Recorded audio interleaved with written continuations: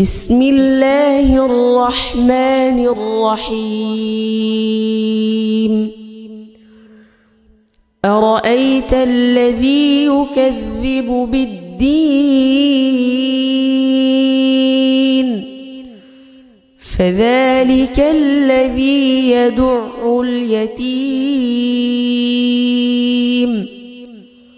ولا يحض على طعام المسكين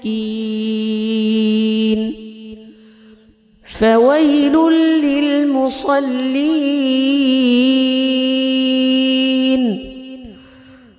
الذين هم عن صلاتهم ساهون الذين هم يراءون